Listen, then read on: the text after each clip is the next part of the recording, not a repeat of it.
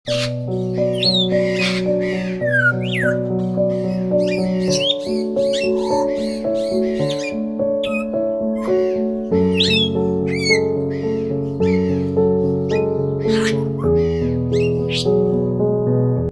باللہ من الشیطان الرجیم بسم اللہ الرحمن الرحیم اللہم صلی علی سیدنا و مولانا محمد وعلی آل سیدنا و مولانا محمد وبارک وسلم۔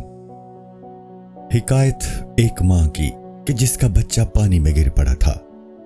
ایک ماں کا بچہ پانی میں گر پڑا اور ماں کی جان بے چین ہو گئی۔ بچہ حیرت و پریشانی میں ہاتھ پاؤں مارنے لگا اور پانی اس بچہ کو بہا کر پن چکی کے پرنالہ تک لے گیا۔ ماں نے چاہا کہ پانی میں کود کر بچہ کو بچا لے۔ وہ پرنالہ کی طرف بڑھی اور ایک آہ بھری۔ پانی پیچھے ہٹ گیا اور وہ پیارا بچہ پانی پر آ گیا۔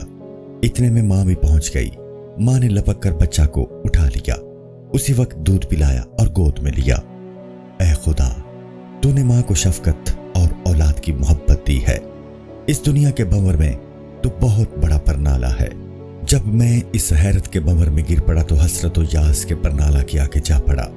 میں اس بیچارے بچے کی طرح پانی میں پڑا ہوں اور اس پریشانی میں ہاتھ پاؤں مار رہا ہوں۔ اس وقت اے راستہ والے، بچوں پر مہربانی کرنے والے، مہربانی فرما کر اپنے بھنور پر بھی نظر کر، میرے بے قرار دل پر مہربانی اور رحم کر، اور اپنی مہربانی سے مجھے اس پانی میں سے نکال۔ اپنی مہربانی کے پستان سے ہمیں دودھ دے، مہربانی کر اور ہمارے سامنے سے اپنی نعمتوں کا خوان مت ہٹا۔ ہم پر کرم فرما، تو عقل اور سمجھ سے بالا تر ہے۔ تو تعریف کرنے والوں کی تعریف سے بے نیاز ہے۔ تیرے فتراک تک کسی کو رسائی نہیں۔ بے شک ہم تیری خاک کی بھی خاک ہیں، بہت حقیر و ذلیل ہیں۔ تیرے پاک دوست خلفائے راشدین تیری خاک ہو گئے، یعنی تجھ میں فنا ہو گئے، اور تمام دنیا والے تیری خاک کی خاک بن گئے۔ جو کہ تیرے دوستوں کی خاک نہیں ہے، وہ تیرے دوستوں کا دشمن ہے۔ جس شخص کے دل میں حضرت محمد صلی اللہ علیہ وآلہ وسلم کے خاندان یعنی اہل بیت سے دشمنی ہے، اس شخص نے آپ کے بعد ظلم کا بیج بویا، ظلم کیا۔ اور وہ شخص جو کہ دل و جان سے آپ کی اولاد کا تابعدار ہو گیا، وہ آپ کے راستہ میں درست چلا، وہ ایماندار اور مرد مومن ہے۔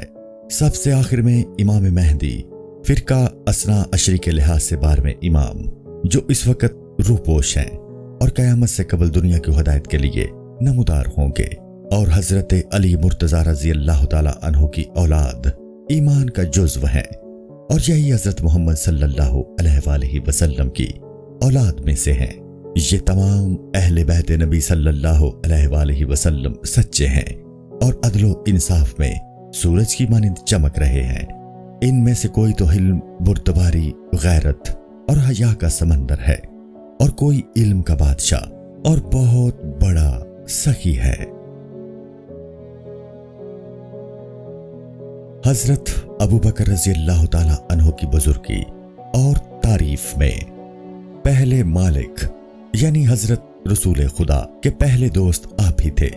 آپ کا نمبر دوسرا ہے۔ ثانی، اسنین کا مطلب ہے دو میں سے دوسرا۔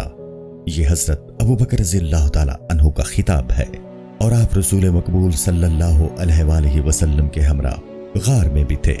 شب ہجرت جب رسول خدا مدینہ سے مکہ کو تشریف لے گئے ہیں تو حضرت ابوبکر رضی اللہ تعالی عنہ آپ کے ہمراہ تھے، اور راستے میں کفار کے خوف سے ایک غار میں پناہ لی تھی، جس کے منہ پر مکڑی نے خدا کے حکم سے جالا تن دیا تھا۔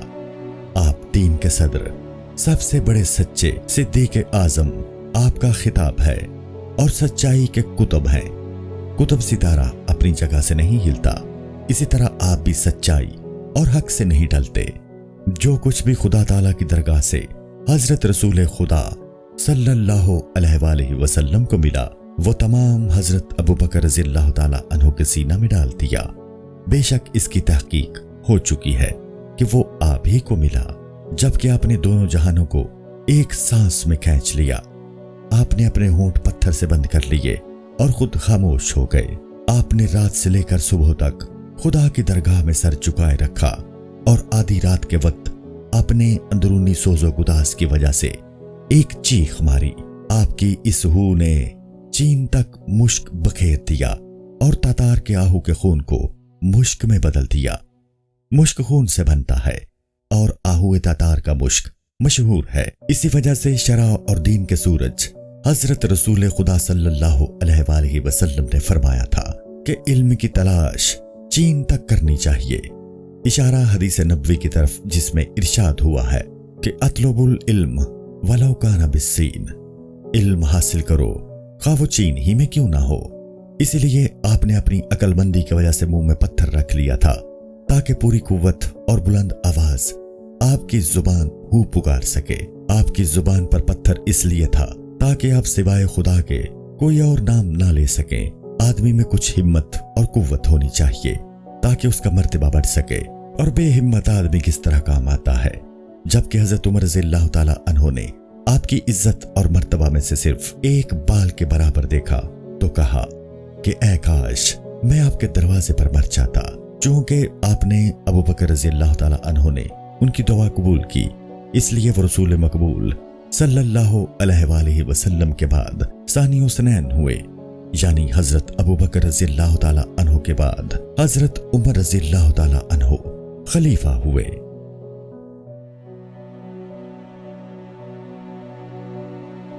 امیر المومنین عمر رضی اللہ تعالی عنہ کی تعریف میں شریعت کے مالک اور دین کے راستہ کے سورج، خدا کا سایہ، فاروق اعظم اور دین کی شمع، خدا نے عدل و انصاف آپ پر ہی ختم کر دیا اور اپنی عقل مندی کی وجہ سے سب پر سبقت لے گئے۔ چونکہ خدا نے سورہ طٰہٰ سب سے پہلے آپ پر پڑھی، اس لیے آپ سورہ طٰہٰ کی برکت سے پاک ہو گئے۔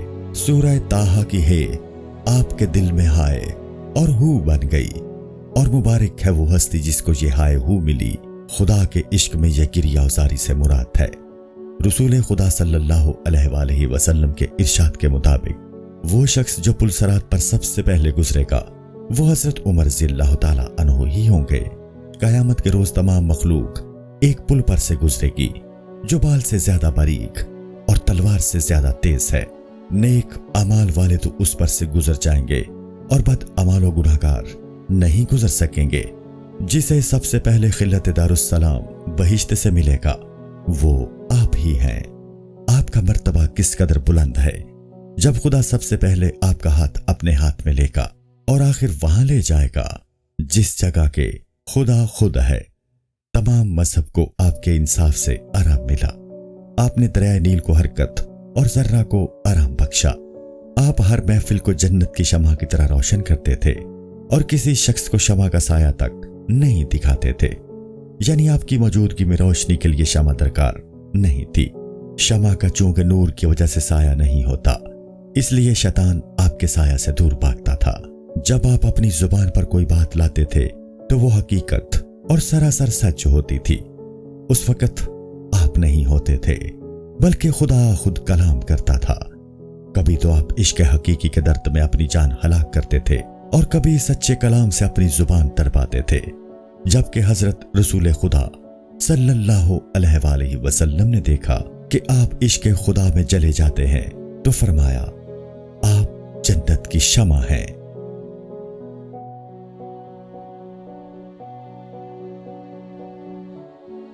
امیر المومنین حضرت عثمان رضی اللہ تعالی عنہ کی بزرگی میں آپ اسلام کی پیروی کرنے میں سب سے آگے ہیں اور آپ دو نوروں کے مالک ہیں۔ آپ کا خطاب ذو النورین ہے۔ آپ خدا کے علم میں غرق تھے۔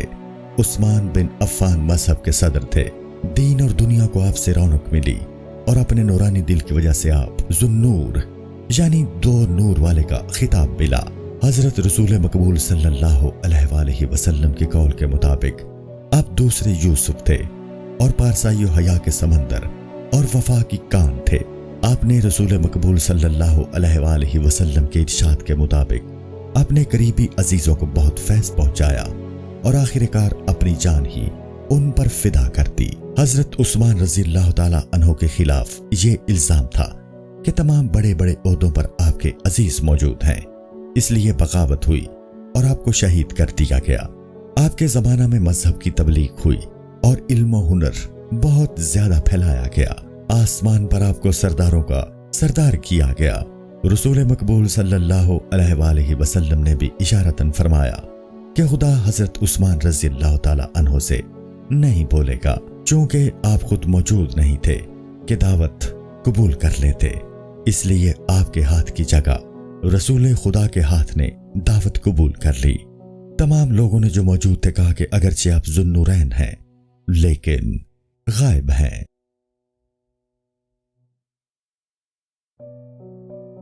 امیر المومنین حضرت علی رضی اللہ تعالی عنہ کی بزرگی کے متعلق سچائی کے مالک اور راست بازوں کے رہنما، علم اور بردباری کے پہاڑ اور دین کے کتب، بہشت کے چشمہ کوثر سے لوگوں کو شراب طہور پلانے والے اور راستہ دکھانے والے امام حضرت رسول مقبول صلی اللہ علیہ وآلہ وسلم کے چچا زاد بائی اور خدا کے شیر خدا حضرت علی رضی اللہ تعالی عنہ کا لقب ہے۔ آپ کا لقب مرتضی یعنی پسندیدہ اور مجتبی یعنی برگزیدہ ہے، اور آپ حضرت فاطمہ بتول رضی اللہ تعالی عنہا صاحبزادی رسول خدا صلی اللہ علیہ وآلہ وسلم کے شوہر ہیں۔ آپ بے گناہوں اور معصوموں کے سردار اور رسول خدا صلی اللہ علیہ وآلہ وسلم کے داماد ہیں، اور اپنی تقریر سے لوگوں کو ہدایت کرتے تھے اور راستہ دکھاتے تھے۔ اور آپ کو منو سلوہ کا بید معلوم ہے۔ منو سلوہ وہ قصہ تھی جو بنی اسرائیل پر آسمان سے نازل ہوئی تھی۔ اپنے رتبہ اور حق کی وجہ سے دین میں سب سے بڑی اور مقتدر ہستی آپ کی ہے، اور بے شک آپ ہی تنہا فتویٰ دینے کے قابل ہیں، چونکہ حضرت علی رضی اللہ تعالی عنہ کو عین اللہ یعنی خدا کی آنکھ بھی کہا جاتا ہے، اس لیے عقل کو آپ کے علم پر کیسے شبہ ہو سکتا ہے۔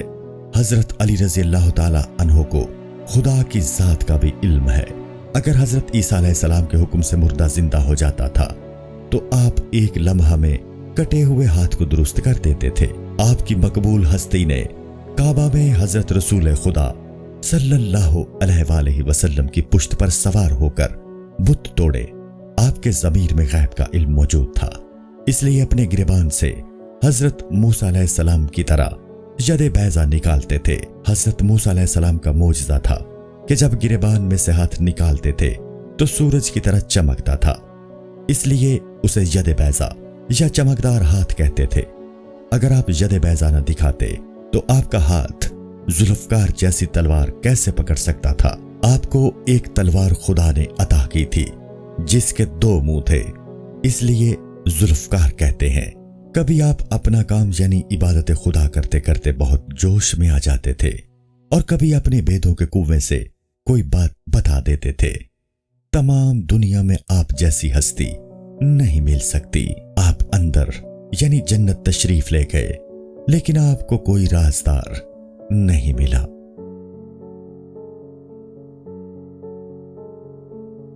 تعصب کے متعلق کہتا ہے، اے شخص تو ہمیشہ تعصب میں پڑا ہوا ہے، ہمیشہ بغض و عناد یا محبت میں گرفتار رہتا ہے۔ تعصب کا مطلب طرفداری کرنے کے ہیں۔ اگر تو خدا سے اپنی عقل مندی کی ڈینگ مارتا ہے تو پھر تو تعصب کے لیے کرتا ہے۔ اے بے خبر، خلافت کے معاملہ میں رعایت نہیں ہو سکتی، اور پھر حضرت ابو بکر رضی اللہ تعالی عنہ و عمر رضی اللہ تعالی عنہ رعایت کیسے کر سکتے ہیں؟ اگر یہ دونوں رعایت ہی کرتے تو سب سے پہلے اپنے لڑکوں کو خلافت کا جانشین مقرر کرتے۔ اگر یہ دونوں سچائی اور درستی کے راستے سے ہٹ جائیں تو دوسروں کو لازم ہے کہ انہیں منع کریں، یعنی ان کی غلطی سے آگاہ کریں۔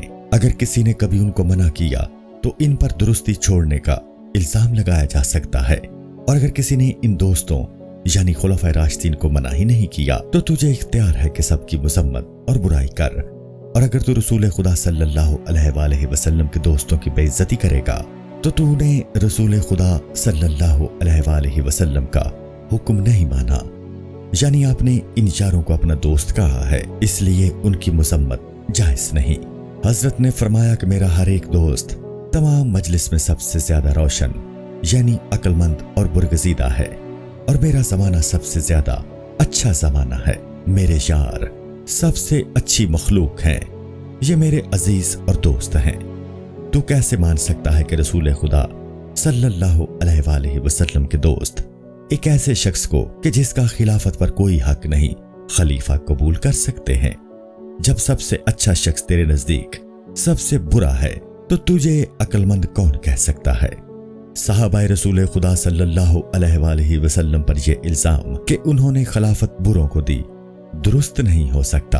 اگر ان اصحاب کا فیصلہ درست نہیں ہے تو پھر قرآن کا فیصلہ بھی درست نہیں ہو سکتا، بلکہ جو کچھ بھی یہ اصحاب رسول صلی اللہ علیہ وآلہ وسلم کرتے ہیں اور خدا کے لائق کرتے ہیں، انہوں نے کوئی کام سوائے راستی کے ایک دم کے لیے بھی نہیں کیا، بلکہ کوئی بات اونٹ کے پاؤں باندھنے والی رسی جتنی بھی غلطی نہیں کی۔ جب تو ایک شخص کو سب کے سامنے اپنی جگہ سے علیحدہ کر دے گا تو اس طرح تو 33,000 انسانوں کی مذمت کرے گا، یعنی خلفائے راشدین کی نیتوں پر حملہ کرنے سے اس وقت کے تمام مسلمانوں کی مذمت ہوتی ہے۔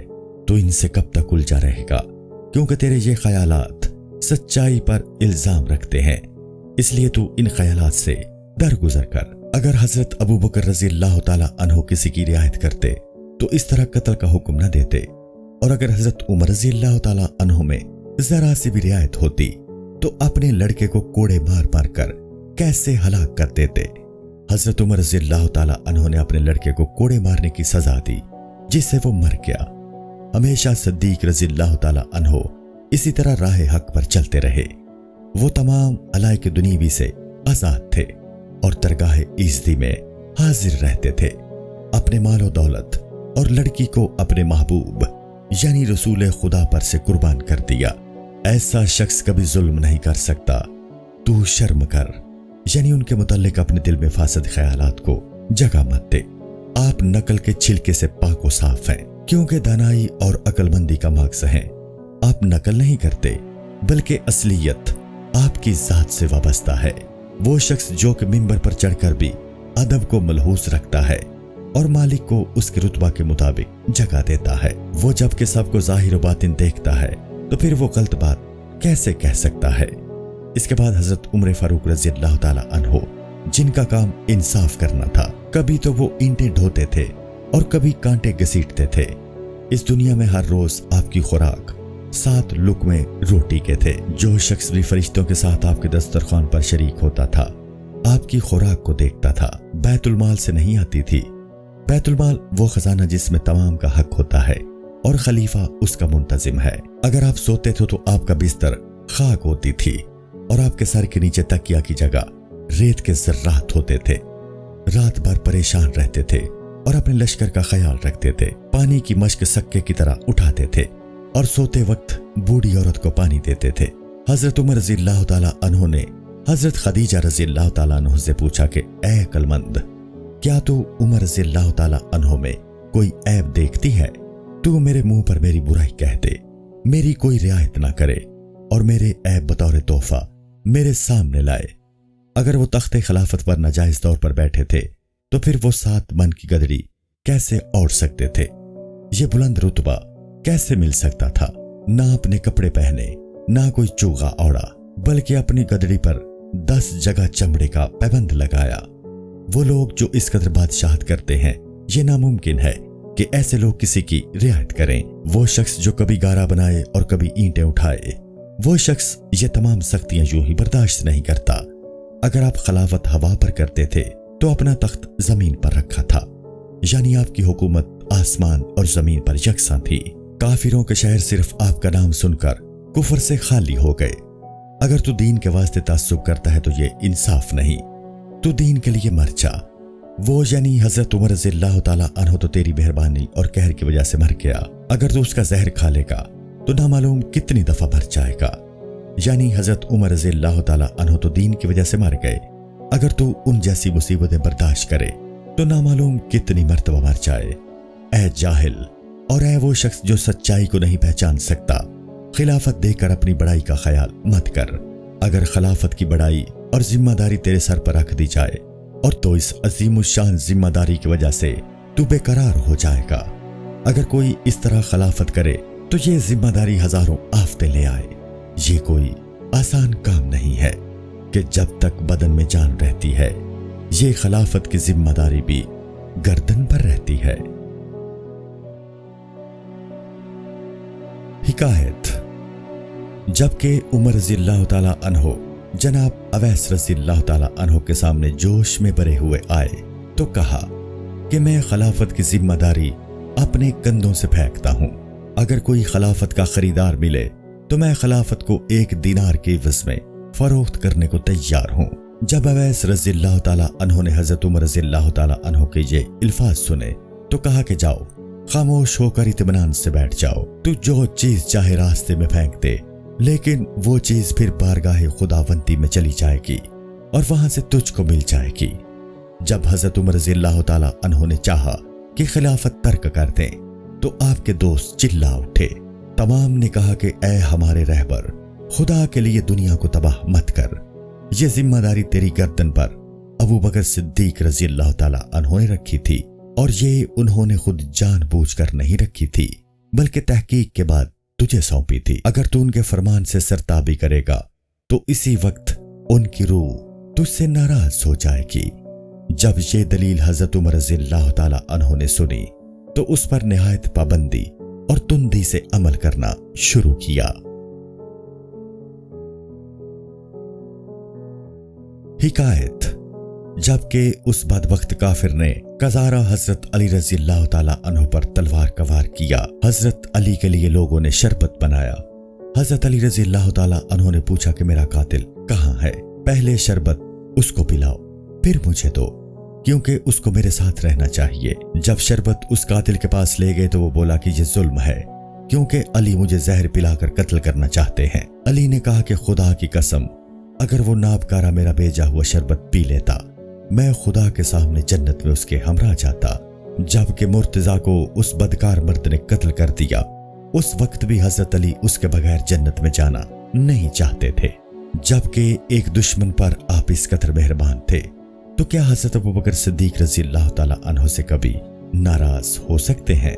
जिस शख्स को दुश्मन का भी इस कदर ख्याल हो, तो वो भला अपने दोस्त और साथी से कैसे दुश्मनी का ख्याल तक ला सकता है?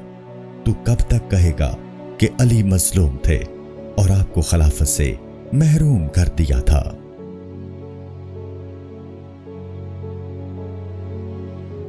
हिकायत। जबकि हजरत अली रज़ी अल्लाह ताला अन्हो खुदा के शेर और सर के ताज हैं, तो ऐ लड़के, कोई शख्स शेर के साथ जुल्म नहीं कर सकता, क्योंकि शेर फौरन बदला ले लेता है। हजरत रसूल खुदा सल्लल्लाहु अलैहि वसल्लम रास्ते में एक जगह ठहरे और फरमाया कि लश्कर के लिए कुएं से पानी लाओ। एक शख्स गया और फौरन आकर कहा कि कुएं में पानी नहीं है, बल्कि खून से पुर है। हजरत अली रज़ी अल्लाह ताला अन्हो ने कुएं से अपना राज कहा और कहा कि तुझे कुछ हमारे दर्द की खबर भी है। जब कुएं ने ये बात सुनी तो खून गायब हो गया और पानी जाहिर हो गया। तुझे तअस्सुब में जोश आ रहा है। मुर्तजा की जान ऐसी मुतस्सब नहीं थी, इसलिए तू खामोश हो जा। जिसकी जान ऐसी हो, भला उसके दिल में चींटी के बराबर भी कीना और फसाद कैसे हो सकता है? तू अली का कयास अपने ऊपर मत कर, क्योंकि वो हक शनास हस्ती तो खुदा में महव थी। अगर अली में तेरे जैसा कीना होता तो वो हजरत मोहम्मद सल्लल्लाहु अलैहि वसल्लम की उम्मत से लड़ाई लड़ते। हजरत अली रज़ी अल्लाह ताला अन्हो तुझसे कहीं ज्यादा दलेर और कवि थे, फिर उन्होंने जंग क्यों ना की? अगर अबू बकर सिद्दीक रज़ी अल्लाह ताला अन्हो सच्चाई पर नहीं थे और हजरत अली रज़ी अल्लाह ताला अन्हो हक पर थे, तो उन्हें हजरत अबू बकर रज़ी अल्लाह ताला अन्हो से अपना हक तलब करना चाहिए था। हजरत अली रज़ी अल्लाह ताला अन्हो के सामने हजरत रसूल खुदा की अज़वाज मुतहरात, चूंकि मजहब के मुताबिक मजहब को तलाश नहीं करती थी। बेशक जब हजरत अली ने इस कदर शोरोगुल देखा तो उनको अपने जोरो कुव्वत से दबा दिया। यानी हजरत अली रसूल मकबूल सल्लल्लाहु अलैहि वसल्लम की ज़ौजाए मोहतरमा हजरत आयशा रज़ी अल्लाह ताला अन्हो से जंगे जमल में लड़े। जो शख्स के लड़की यानी हजरत आयशा रज़ी अल्लाह ताला अन्हो दुख्तरे हजरत अबू बकर रज़ी अल्लाह ताला अन्हो से जंग कर सकता था, तो वो बाप यानी हजरत अबू बकर रज़ी अल्लाह ताला अन्हो से भी लड़ सकता था। ऐ लड़के, तू हजरत अली रज़ी अल्लाह ताला अन्हो को नहीं पहचानता, तू उनकी हकीकत से नावाकिफ है और सिर्फ अली रज़ी अल्लाह ताला अन्हो को जानता है। तू अपने जान के इश्क में बेकरार है और हजरत अली रज़ी अल्लाह ताला अन्हो अपनी 100 जानें कुर्बान करने को तैयार हैं। अगर रसूल खुदा सल्लल्लाहु अलैहि वसल्लम के सहाबा में से कोई मारा जाता था تو حضرت علی رضی اللہ تعالی عنہ بہت رنجیدہ ہوتے تھے۔ جب تک میں خود نہ مارا جاؤں میری آنکھوں میں میری پیاری جان ذلیل رہے گی۔ عطار کی یہ دعا قبول ہوئی اور انہیں قتل کیا گیا۔ السلام علیکم۔ پوری کتاب دیکھنے کے لیے ہمارے یوٹیوب چینل صوفی سما کی پلے لسٹ میں جائیں۔ یہاں آپ کو مختلف بزرگوں کی کتابیں ملیں گی، اور جو کتاب پوری نہ ہوئی اس پر کام تیزی سے ہو رہا ہے اور ریگولر بیسس پر اپلوڈ ہوتی رہتی ہیں۔ آپ سے گزارش ہے کہ آپ ہمارے یوٹیوب چینل کو سبسکرائب کر لیں اور بیل نوٹیفیکیشن پر کلک کر لیں تاکہ ہماری آنے والی کتابیں آپ کو ملتی رہیں۔ جزاک اللہ خیر۔